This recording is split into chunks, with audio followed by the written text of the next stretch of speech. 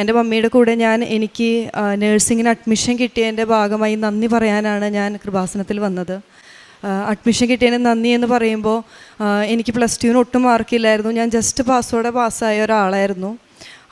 എനിക്ക് നേഴ്സിങ്ങിന് പഠിക്കാൻ പോകണമെന്ന് പറഞ്ഞപ്പോൾ നാട്ടിൽ നേഴ്സിംഗ് പഠിക്കാനാണ് നല്ലത് എന്നും നാട്ടിൽ പഠിച്ചാൽ മതി എന്നായിരുന്നു വീട്ടിൽ പറഞ്ഞത്. അങ്ങനെ എൻ്റെ മാർക്കോടെ നാട്ടിൽ നേഴ്സിന് കിട്ടാമെന്ന് വെച്ചാൽ വളരെ പാടായിട്ടുള്ളൊരു കാര്യമായിരുന്നു. അങ്ങനെ മമ്മി ഇവിടെ വന്ന് ഉടമ്പടി എടുത്ത് പ്രാർത്ഥിച്ചതിൻ്റെ ഫലമായിട്ട് എനിക്ക് നാട്ടിൽ തന്നെ മെഡിക്കൽ ട്രസ്റ്റിലാണ് ഞാൻ പഠിച്ചത്.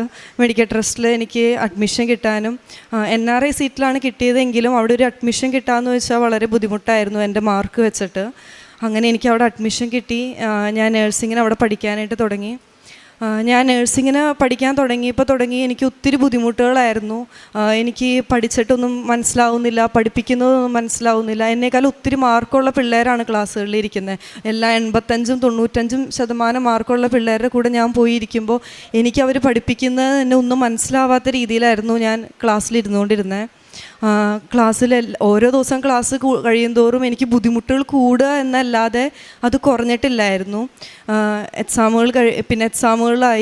എക്സാമുകളായി തുടങ്ങിയപ്പോഴും ഫസ്റ്റ് ഇയറിൻ്റെ എക്സാം വന്നു, എൻ്റെ റിസൾട്ട് വരുന്നു, ഞാൻ തോക്കുന്നു. സെക്കൻഡ് ഇയറിൻ്റെ എക്സാം വരുന്നു, എൻ്റെ റിസൾട്ട് വരുന്നു, ഞാൻ തോക്കുന്നു. അതൊരു പതിവായി തുടങ്ങിയിരുന്നു. ഒരു ജയമില്ലാതെ തോൽവി മാത്രമായിരുന്നു എനിക്ക് മുൻപിലുണ്ടായിരുന്നത്. ഞാൻ ഒരു സബ്ജക്റ്റിന് പോലും തോക്കുന്നു എന്ന് പറയുമ്പോൾ 6 സബ്ജക്റ്റ് ഉണ്ടെങ്കിൽ 6 സബ്ജക്റ്റിന് ഒരുമിച്ചാണ് ഞാൻ തോറ്റുകൊണ്ടിരുന്നത്. ഒരെണ്ണത്തിന് പോലും ജയിക്കില്ലായിരുന്നു. അങ്ങനെ ഞാൻ എക്സാം എഴുതിക്കൊണ്ട് ഞങ്ങൾക്ക് നേഴ്സിംഗിനെന്ന് പറയുമ്പോൾ 4th ഇയർ വരെ നമുക്ക് പാസ്സായി പോവും. 4th ഇയറിൻ്റെ എക്സാം അറ്റൻഡ് ചെയ്യണ സമയമാവുമ്പോൾ 3rd ഇയർ വരെ എല്ലാം പാസ്സായാലേ 4th ഇയറിൻ്റെ എക്സാം നമുക്ക് മെയിൻ എക്സാം അറ്റൻഡ് ചെയ്യാൻ പറ്റുള്ളായിരുന്നു. എനിക്ക് സപ്ലികളുടെ എണ്ണം 10, 17, 18ഓളം ആയിക്കൊണ്ടേ ഇരിക്കണമായിരുന്നു. എനിക്ക് ജയമില്ല, തോൽവി മാത്രം. ഞാൻ അങ്ങനെ ഇരിക്കെ ഇവിടെ മമ്മിയുടെ ഒപ്പം വന്ന് ഞാൻ പ്രാർത്ഥിക്കാൻ വേണ്ടിയിട്ട് കൃപാസനത്തിൽ പ്രാർത്ഥിക്കാൻ വേണ്ടി വന്നു. എൻ്റെ 3rd ഇയറിൻ്റെ പരീക്ഷയ്ക്ക് മുമ്പാണ് ഞാൻ പ്രാർത്ഥിക്കാൻ വേണ്ടി വരുന്നത്. അങ്ങനെ ഞാൻ പ്രാർത്ഥിക്കാൻ വേണ്ടി വന്നപ്പോൾ അച്ഛൻ എൻ്റെ തലക്ക് കൈ പിടിച്ച് പ്രാർത്ഥിക്കാനായിട്ട് നിന്നു. അന്നേരം അച്ഛൻ എൻ്റെ അടുത്ത് പറഞ്ഞു, മമ്മിയുടെ ഉടമ്പടി മാറ്റി ഉടമ്പടി എടുക്കാൻ പറഞ്ഞു. അന്നത് കേട്ടെങ്കിലും ഉടമ്പടി എടുത്തില്ലായിരുന്നു. നമ്മൾ പ്രാർത്ഥിച്ച് തിരിച്ചു പോയി.